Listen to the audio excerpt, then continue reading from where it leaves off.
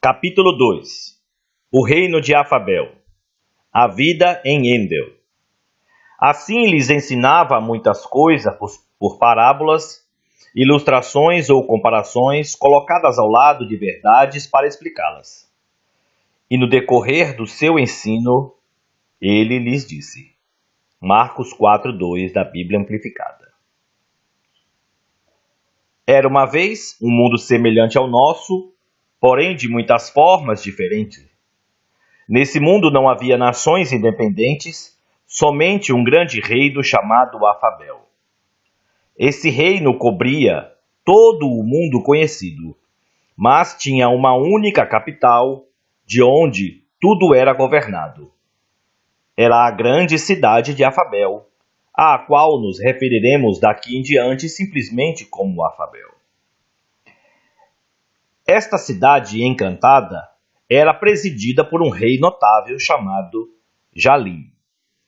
O rei Jalim era adorado e grandemente admirado por seus súditos. Ele liberava um amor tão profundo que parecia inextinguível. Ele era forte e sábio, mas, ao mesmo tempo, gentil e de riso fácil. Embora sua postura fosse real, Jalim também era muito agradável. Estar com ele era estar cercado de uma atmosfera de bondade. Sua presença levava cada aspecto da vida a um nível mais alto. Sua visão e seu poder de prever o futuro eram tremendos. E ele tinha uma capacidade misteriosa de ver além das atitudes das pessoas, chegando aos verdadeiros motivos do coração delas. O pai de Jalim, que fundara Afabel, era conhecido como Rei Pai Fundador. Quando a ordem foi estabelecida, ele passou toda a responsabilidade às mãos de seu filho. Os habitantes desta grande cidade ajudavam a administrar o governo de Jalim nos territórios remotos do reino, e isto era realizado através de um sistema hierárquico de autoridade e liderança a partir da cidade governante. A cidade era enorme. Seu território alcançava aproximadamente 400 quilômetros quadrados. Ela era tão bem planejada que, embora tivesse alta densidade demográfica, nunca parecia estar superlotada.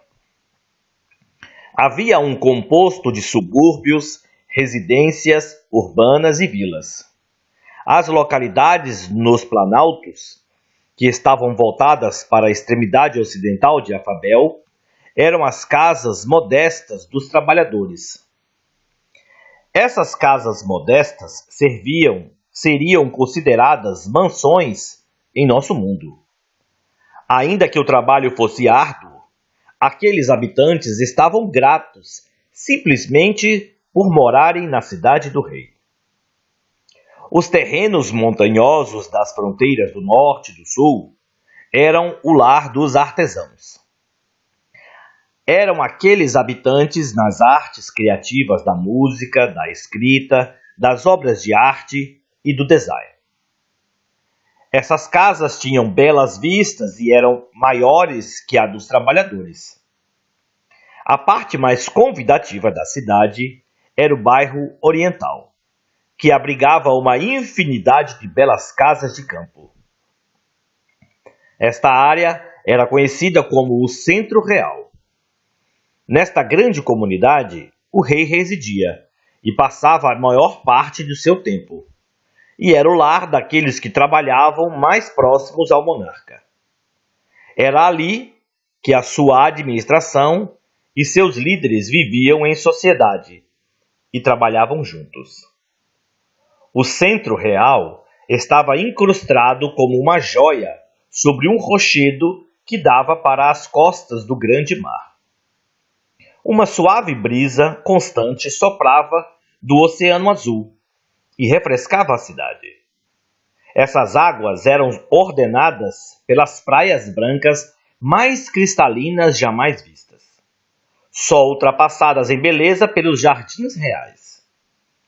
Esses jardins se entrelaçavam por todo o centro real. Era, sem dúvida, o lugar mais desejável para se morar. Cada casa só era ultrapassada em elegância pelo Palácio Real. No meio de Afabel ficava a Árvore da Vida. Somente os súditos do rei tinham o privilégio de provar de seu fruto maravilhoso. O fruto não era apenas delicioso e belo de se olhar. Ele tinha uma consistência perfumada, um poder milagroso.